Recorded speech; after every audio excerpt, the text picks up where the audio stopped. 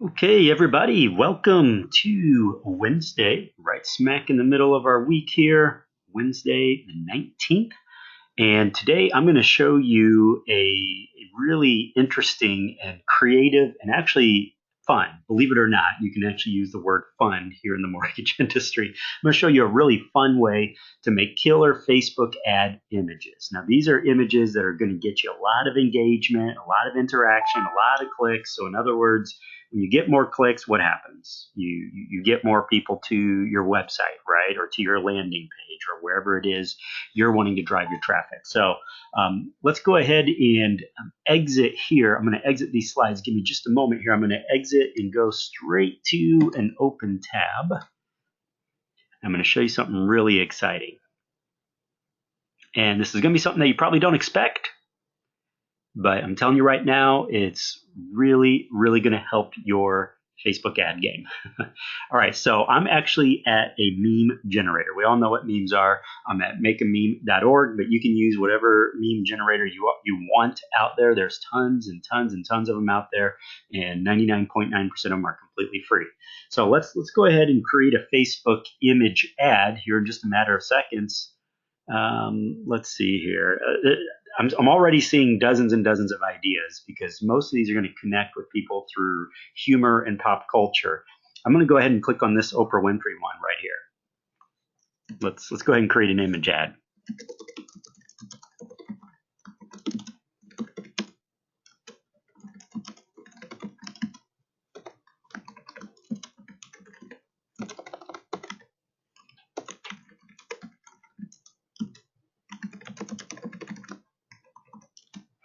Okay, so I'm using humor, obviously, and it's going to attract the eyeballs because people like memes, people like things that make them laugh. They're looking for entertainment when they're on Facebook, so we're kind of hacking into that, and by utilizing this meme generator, and by generating those clicks, we're going to get people to our landing page. And yes, we got them there by humor, but again, we're still going to make it relevant. So let's go ahead and do that right now.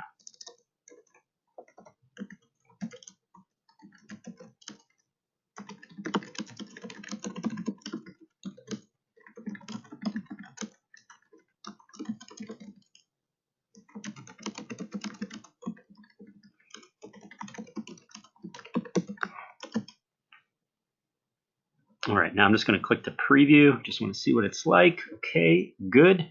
Now I might modify it to cut down on my text a little bit, but again, I'm only using this as an example to just kind of show you a unique angle for getting the click. So you get the idea now. We're using humor to attract the eyeballs, and then we're going to put a relevant comment here at the bottom. Now, usually if I want to get the looks down here, so I might put something like this down. Okay.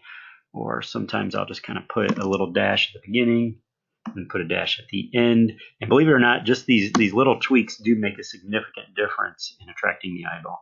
So I kind of play around with it a little bit, and I might split test it. Oops. So there we go, telling me to stupid unplanned update there.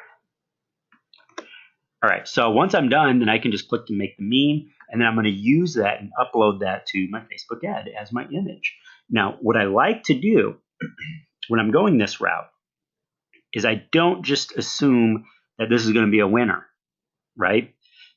When we make assumptions, we tend to lose. So what I'll do is I'll create multiple memes. Now, instead of just hopping around and jumping to different image, and different image, instead what I'll do is I'll keep using the same background image and try 3 or 4 different text variations.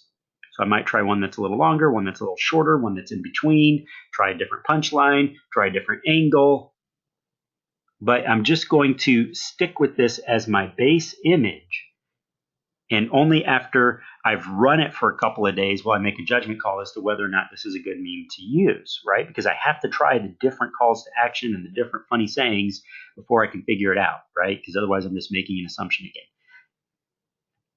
Once I've done that, then that's when I move around and might grab another one. You know, everybody knows the chocolate factory meme here, right? So then I'll jump around to that. I might use a couple of them. Okay, I'm getting lots of push notifications here. So everybody likes minions, so I might make use of the minions too. So again, it's entirely up to you which route you want to go. We got the Next Generation Star Trek up here, Captain Picard. We got The Office. So take your time. You don't have to rush through. Take your time. Find some memes that really, really jump out because you know that they made the rounds on the web and they've probably been clicked on a couple million times, a couple 100 million times. So grab something that's going to automatically get the view. Now, there's another tool out here that's pretty darn awesome. So let's pause. We're going to head on over to another resource. So if I want to make some big changes to that once I publish that meme or generate that meme, then I might come over here to Canva. So within Canva, if I go back to the main page, I can click on Facebook post right here, right? If I want to make some edits, I'm going to automatically be given a canvas that's the exact size of a Facebook post. And I can use this completely free. I can click on text, I can add elements, do background colors, and pretty much change anything that I want. So instead of being limited to that meme generator's layout, if I really want to get creative, instead I can grab the base image, save it, then upload it here to canva.com and make whatever changes I want. And it's completely free. The only time you get charged is, see how some of these images say free and then some of them have a dollar sign on it? That's the only time I get charged is if I come in and use one of their pre-laid out images that doesn't say free but has a dollar sign on it, then that means they're going to charge me. Typically it's $1. Some of the premium ones are $2, but most of them are just $1. So I can, by sticking with the free stuff, I can keep it 100% free. If I see something that is just absolutely killer and I got to use it, it's probably worth $1 or $2. Okay, I'm just telling you right now. But if all I'm using is the meme image and then want to do elements, text, and background colors, these are free, right? And when I'm done, I just click download, and now I have myself a killer Facebook ad image. All right, so I strongly recommend that you put this to the test. Utilize the memes as a means of hacking into the subconscious, so to speak, because people recognize it. The eyeballs are instantly attracted to it. It's probably going to be funny. It's going to be entertaining. So they're more likely to look at it. When they look at it, those who are interested in taking the next step, just so long as you add some text to the ad itself, not necessarily the image, right?